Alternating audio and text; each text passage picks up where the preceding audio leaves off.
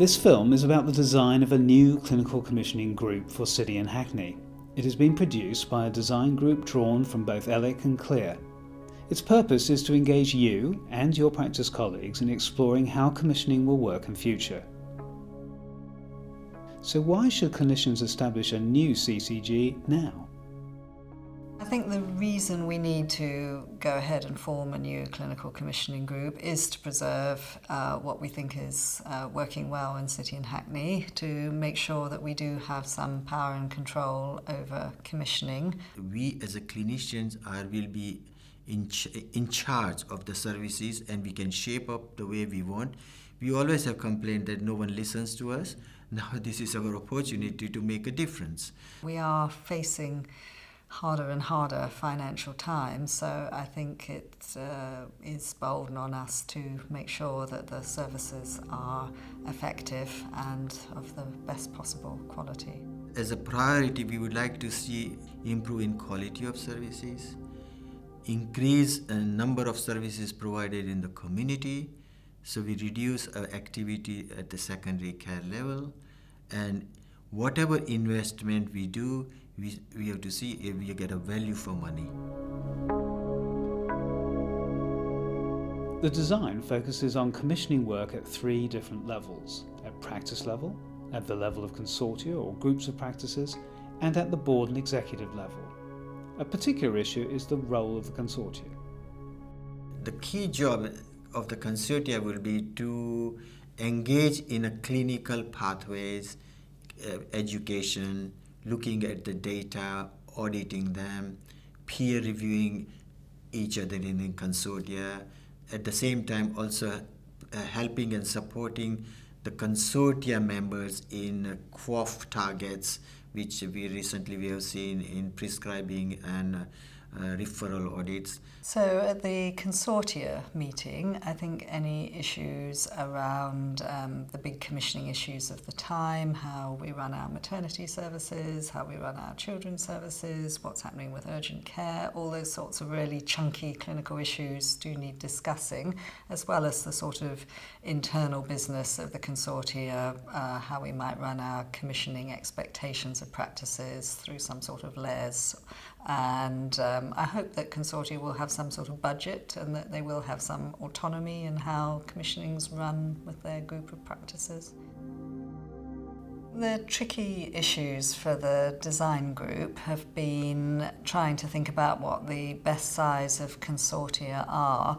I would be expecting that people would like to work in their own consortia as they've done for the last 5-6 years. However, there might be some issues around certain consortia might not have enough patient population, and we might need to address that, and I probably will have to let the practices and the consortia decide how they want to change that. The CCG board's main function will be to scrutinize all the pathways, the policies, the procedures. They're accountable for the overall governance of the CCG.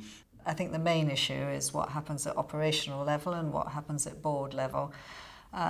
We do need a place where we can have free and lively debate and consider data, go into detail, get into operational issues. Patients and public involvement is going to be crucial at heart of our policy.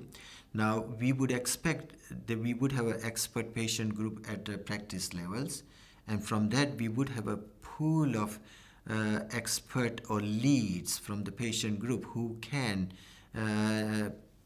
contribute to various committees, to our executive committee, or at the board level as well. What kind of leaders will be needed, and how can you make a contribution? In terms of leadership, every practice will be expected to have a lead who does attend meetings and keeps the information flow going. Every consortia will need to have a lead who will sit on the executive and the board. Leads will have quite a significant role in that there will be some autonomy and accountability at consortia level. and it will be a role which will require at least some paid time. You don't have to put yourself forward to be a consortia lead. There's also plenty of opportunities to contribute to the work.